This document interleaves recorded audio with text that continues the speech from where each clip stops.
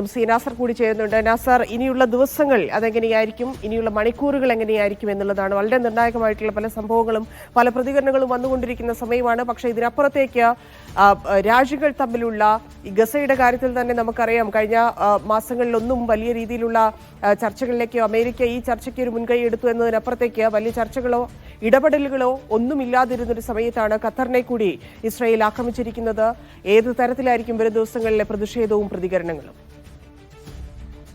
ഇതിൽ ഏറ്റവും പ്രധാനമെന്നത് ഈ ഗൾഫ് രാജ്യങ്ങളും അമേരിക്കയും തമ്മിലുള്ള ഒരു ബന്ധം എന്നത് അത് പരസ്പര ബഹുമാനത്തിലായിരിക്കണം ഓരോ രാഷ്ട്രങ്ങളും തമ്മിലുള്ള നയതന്ത്ര ബന്ധം മുന്നോട്ട് പോകേണ്ടത്. പക്ഷേ ഇന്ന് നടന്നിരിക്കുന്ന ഈ ആക്രമണത്തിൽ ആ ഒരു ബഹുമാനം അമേരിക്കയെ സംബന്ധിച്ചിടത്തോളം ഖത്തറിനോട് കാണിച്ചില്ല എന്ന് അവരുടെ പ്രതികരണത്തിലും തിരികെ ഖത്തറിന്റെ വക്താവ് നടത്തിയിരിക്കുന്ന പ്രതികരണങ്ങളിലും വ്യക്തമാണ്. കാരണം അവിടെ നിന്ന് ഫൈറ്റർ ജെറ്റുകൾ പുറപ്പെടുന്ന അതേ ഘട്ടത്തിൽ തന്നെ ഖത്തറിനെ വിവരം അറിയിച്ചിരുന്നു എന്നാണ് വൈറ്റ് ഹൗസ് വക്താവിന്റെ പ്രതികരണം വന്നിരിക്കുന്നത്. പക്ഷേ ആക്രമണം നടക്കുന്ന ആ ഒരു നിമിഷത്തിൽ മാത്രമാണ് ഒരു ടെലിഫോൺ കോൾ വൈറ്റ് ഹൗസിൽ നിന്ന് തങ്ങൾക്ക് വരുന്നത് എന്ന് ഖത്തർ പറയുമ്പോൾ വളരെ വ്യക്തമാണ്.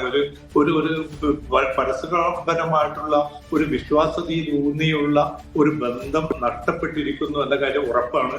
ഒരു പക്ഷേ ഇസ്രായേലിന് വേണ്ടി ഇത് മറച്ചു പിടിക്കുകയും അങ്ങനെ ഹമാസ് നേതാക്കളെ വകവരുത്താനുള്ള ഒരു അവസരം നഷ്ടപ്പെടുത്തേണ്ട എന്ന് കരുതി അത് വളരെ ബോധപൂർവ്വം മറച്ചു പിടിക്കുകയും എന്നിട്ട് മാധ്യമങ്ങൾക്ക് മുമ്പാകെ എല്ലാം തങ്ങൾ കൃത്യമായിട്ട് ആ വിവരം കൈമാറിയിരുന്നു എന്ന് പറയുക, തുടർന്ന് ഖത്തർ അമീറിനെ വിളിച്ചുകൊണ്ട് പിന്നെ അതിലുള്ള സങ്കടം രേഖപ്പെടുത്തുക, ഇതൊക്കെ എന്ന് പറഞ്ഞാൽ അത് ഖത്തറിലെ മാത്രമല്ല മറ്റ് ഗൾഫ് രാജ്യങ്ങളെ സംബന്ധിച്ചിടത്തോളവും ആ വിശ്വാസ്യത നഷ്ടം വലിയ തോതിൽ തന്നെ അവർ അനുഭവിക്കുന്നുണ്ട്. പക്ഷേ ഇത് തിരിച്ചിപ്പം അമേരിക്കയുമായിട്ട് ഏതെങ്കിലും അർത്ഥത്തിലുള്ള ഒരു ഉരസലിലേക്കോ ഒരു ഏറ്റുമുട്ടലിലേക്കോ ഒന്നും പോകുന്ന ഒരു സാഹചര്യം ഉണ്ടാവുകയില്ല. കാരണം വികസനവും സാമ്പത്തികവും നിക്ഷേപവുമായി ബന്ധപ്പെട്ട സുരക്ഷയുമായി ബന്ധപ്പെട്ട ഒരുപാട് ഘടകങ്ങളുമായി ചേർന്ന് നിൽക്കുന്നതാണ് അമേരിക്കയും ഗൾഫുമായിട്ടുള്ള ബന്ധം. അതുകൊണ്ട് ഒരു പൊടുന്നനെയുള്ള ഒരു വൈകാരികമായിട്ടുള്ള ഒരു നീക്കങ്ങളൊന്നും ഗൾഫ് രാജ്യങ്ങളുടെ ഭാഗത്തുനിന്ന് ഉണ്ടാവുകയില്ല.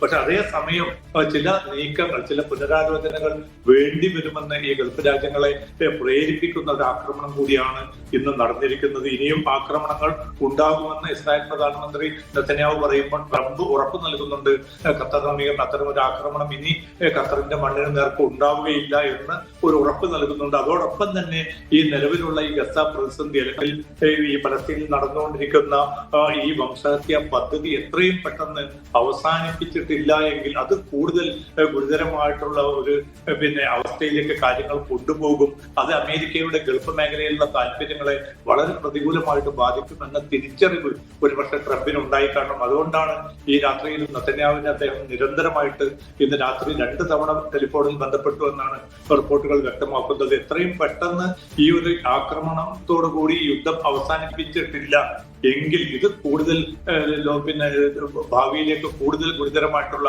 ഒരു അവസ്ഥകൾ ഉണ്ടാക്കുമെന്ന് അറിയാം. അതുകൊണ്ട് 2 വർഷത്തിലെ എത്തി നിൽക്കുന്ന ഈ ഗസ ആക്രമണ പദ്ധതി, ഇസ്രായേലിന്റെ ഈ ആക്രമണ പദ്ധതിയിൽ നിന്ന് ഒന്നുകിൽ ഇസ്രായേലിനെ പിന്തിരിപ്പിക്കുക, അതല്ലെങ്കിൽ വളരെ മാന്യമായിട്ടുള്ള ഒരു പരിഹാര ശ്രമങ്ങൾ മുന്നോട്ട് കൊണ്ടുപോകുക എന്നതായിരിക്കണം ട്രംപ് ഭരണകൂടം ലക്ഷ്യമിടുന്നത്. അതുമായി ബന്ധപ്പെട്ട വളരെ തിരക്കിട്ട ചർച്ചകൾ മധ്യസ്ഥ രാജ്യങ്ങളുമായും അതോടൊപ്പം തന്നെ ഇസ്രായേലും ഹമാസുമായും ഒക്കെ ഈ രാത്രിയിലും തുടരുന്നു എന്ന റിപ്പോർട്ടുകൾ കൂടി ഇപ്പോൾ പുറത്തു വരുന്നുണ്ട്. അങ്ങനെ വരികയാണെങ്കിൽ ഒരു പക്ഷേ അത്തരമൊരു കരാറിൽ ഹമാസ് എത്തിച്ചേരുമോ, പൂർണ്ണമായിട്ടുള്ള ഒരു യുദ്ധവിരാമം സംബന്ധിച്ച് ഒരു ഉറപ്പ് നൽകുകയാണെങ്കിൽ ബന്ദികളെ പൂർണ്ണമായിട്ടും കൈമാറാൻ തങ്ങൾ ഒരുക്കമാണെന്ന് ഹമാസ് ഇതിനകം തന്നെ അറിയിച്ചിട്ടുണ്ട്. അപ്പോൾ ആ നിലയ്ക്ക് ഒരുപക്ഷെ അടുത്ത മണിക്കൂറുകൾ വളരെ നിർണായകമായിരിക്കും. ഇപ്പോൾ നടന്നുകൊണ്ടിരിക്കുന്ന ചർച്ചകൾ അതിന്റെ ശരിയായ ദിശയിലേക്ക് പോവുകയാണെങ്കിൽ, കാരണം ഇനിയും ഈ ഒരു അനിശ്ചിതാവസ്ഥയും ഈ ആക്രമണ സാഹചര്യങ്ങളും തുടരുന്നത് അത് ഇസ്രായേലിന്റെ മാത്രം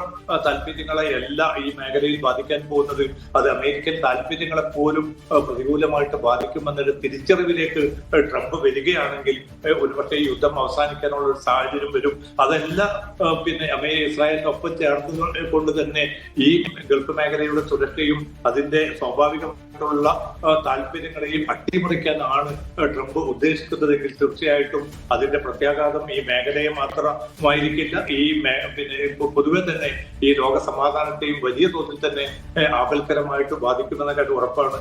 നേരത്തെ തന്നെ സൂചിപ്പിച്ചതുപോലെ ഗസയിലെ ഈ ഒരു വംശഹത്യ അതിന്റെ ഏറ്റവും ക്രൂരമായിട്ടുള്ള അവസ്ഥയിലൂടെ തന്നെയാണ് ഇന്നും കടന്നുപോയിരിക്കുന്നത്. ഗസ സിറ്റിയിൽ നിന്ന് എല്ലാവരോടും എത്രയും പെട്ടെന്ന് ഒഴിയണം, അവിടെ നിന്ന് മാറണം എന്ന ഒരു നിർദ്ദേശം ഇന്നലെ തന്നെ നെതന്യാഹു പുറപ്പെടുവിച്ചിരുന്നു. അതിന്റെ ഭാഗമായിട്ട് വ്യാപകമായിട്ടുള്ള ആക്രമണ സംഭവങ്ങളാണ് ഗസ സിറ്റിയിൽ ഇന്നും അരങ്ങേറിയിരിക്കുന്നത്. അതോടൊപ്പം തന്നെ മരണസംഖ്യ, ഈ പട്ടിണി മൂലമുള്ള മരണസംഖ്യ ഏതാണ്ട് 400ലേക്ക് എത്തുന്ന ഒരവസ്ഥ കൂടി ഇന്ന് രൂപപ്പെട്ടിട്ടുണ്ട്. പൊതുവായിട്ട് 4 പേർ കൂടിയാണ് കൊല്ലപ്പെട്ടത്.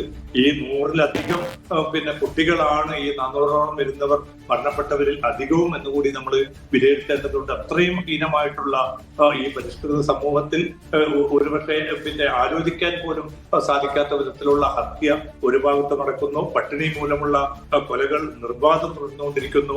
ഭക്ഷ്യവിതരണ കേന്ദ്രങ്ങളിൽ കാത്തു നിൽക്കുന്ന മനുഷ്യർക്ക് നേരെയുള്ള വെടിവെപ്പ് ഇന്നും തുടർന്നു. 8 പേർ ഇന്നും കൊല്ലപ്പെട്ടതായിട്ടുള്ള റിപ്പോർട്ടുകൾ പുറത്തുവരുന്നു. അത്രയും ക്രൂരമായിട്ടുള്ള ഒരു ഹിംസ ഒരു ഭാഗത്ത് അരങ്ങേറുമ്പോൾ ഒന്നുകിൽ ഇസ്രായേലിന്റെ കൂടെ ചേർന്നുകൊണ്ട് ഇസ്രായേലിന്റെ മാത്രം താല്പര്യങ്ങൾ സംരക്ഷിക്കാൻ അമേരിക്ക പണിപ്പെടുന്നതായിട്ട് വേണം ഇന്നത്തെ ഈ ഖത്തറിന് നേരെ നടന്ന ആക്രമണം കൂടി വിലയിരുത്താൻ. പക്ഷെ എന്തായാലും ഖത്തർ അമീറിന് ഉറപ്പ് നൽകിയത് സമാധാന നീക്കങ്ങളുമായി താൻ രംഗത്തുണ്ട്, എത്രയും പെട്ടെന്ന് അത്തരമൊരു നീക്കം നടത്തുമെന്ന്.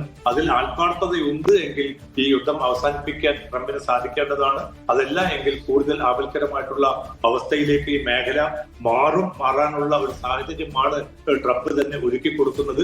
ഇസ്രായേലിന്റെ നെതന്യാഹുവിന്റെ താല്പര്യം മാത്രമല്ല, അദ്ദേഹത്തിന്റെ വിശാല ഇസ്രായേൽ എന്ന താല്പര്യം മാത്രമല്ല, അമേരിക്കയുടെ കൂടി കൊളോണിയൽ താല്പര്യങ്ങൾ കൂടി ഇസ്രായേലിനൊപ്പം ചേർന്നുകൊണ്ടുള്ള ഈ പദ്ധതിയിൽ ഉണ്ടോ എന്ന സംശയം കൂടി കൂടുതൽ ബലപ്പെടുത്തുമാറാണ് ട്രംപ് നടത്തിക്കൊണ്ടിരിക്കുന്ന നീക്കങ്ങൾ. ഗസയിൽ നിന്ന് ഈ ആളുകളെ പൂർണ്ണമായിട്ട് പുറന്തള്ളണം എന്ന കൃത്യമായിട്ടുള്ള ഒരു ലക്ഷ്യം എന്നത് ഇസ്രായേലിന്റേത് മാത്രമല്ല അമേരിക്കയുടേത് കൂടിയാണോ എന്ന് സംശയിക്കേണ്ട വിധത്തിലാണ് ഈ പിന്നിട്ട ദിവസങ്ങളിലൊക്കെയും ട്രംപിന്റെ ഭാഗത്തു നിന്ന് വരുന്ന പ്രതികരണങ്ങൾ. നേരത്തെ UAE-യിലും ഖത്തറിലും സൗദിയിലും ഒക്കെ സന്ദർശിച്ച ഘട്ടത്തിൽ ട്രംപ് ഉറപ്പ് നൽകിയിരുന്നു എത്രയും പെട്ടെന്ന് ഗസയിൽ നിന്ന് നല്ല വാർത്തകൾ വരുന്നുണ്ട്. പക്ഷേ അത് കഴിഞ്ഞ് മാസങ്ങൾ പിന്നിടുന്ന ഒരു ഘട്ടത്തിൽ പോലും ഗസ കടന്നു പോകുന്ന അവസ്ഥകൾ, അവിടുത്തെ ദുരിതങ്ങൾ, അവിടുത്തെ വംശഹത്യ പദ്ധതികൾ ഇതൊക്കെ ലോകം കണ്ടുകൊണ്ടിരിക്കുകയാണ്. എന്നിട്ട് പോലും അത് ആ ഒരു സമാധാന നീക്കം കൊണ്ടുവരാൻ ഇതുവരെയും ട്രംപിന് സാധിച്ചിട്ടില്ല.